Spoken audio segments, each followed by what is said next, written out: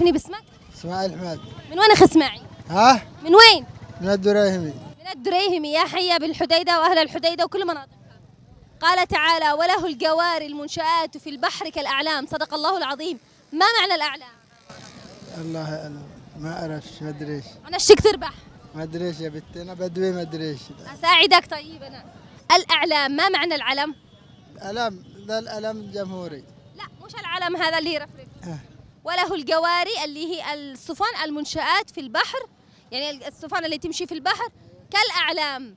الواحد لما يمشي في الصياد في البحر يهتدي بإيش؟ إيش الحاجة اللي تهدي في الله. الله. غير الله حاجة موجودة عليه. السفينة. السفينة هي تمشي، غيره العلم. مثلا لما تمشي تقول هذا جبل إيش وهذا جبل إيش وهذا جبل هذا جبل زغار، هذا جبل الجزر. تعرف الجبال، مالك منهم، ركز معي. يا صاحب الحديدة ركز معي. ايه. لما تمشي في أي طريق وأنت مسافر تهتدي بإيش؟ مثلا تعرف الطريق عن طريق إيش؟ طريق الخط. أيوة، بس عن طريق من تعرفها؟ طريق تئز، طريق الشمس، الجبال. مالك من الشمس، لا تغشش الناس غلط.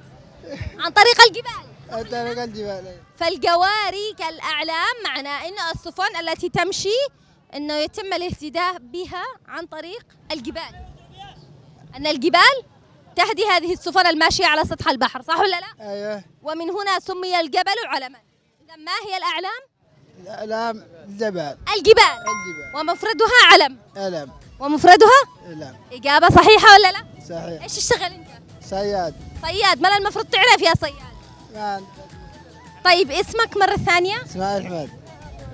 إذا يكون أخي إسماعيل أحمد من الدريهمي في محافظة الحديدة قد حصل على جائزة فقرتنا لهذا اليوم من غريب القرآن الكريم من برنامج طائر السعيدة هنا في الحديدة.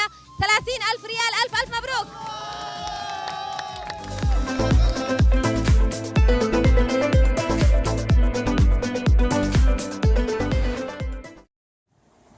قال تعالى في سورة الرحمن وهو يصف نعمه علينا بعد أعوذ بالله من الشيطان الرجيم: وله الجوار المنشآت في البحر كالأعلام.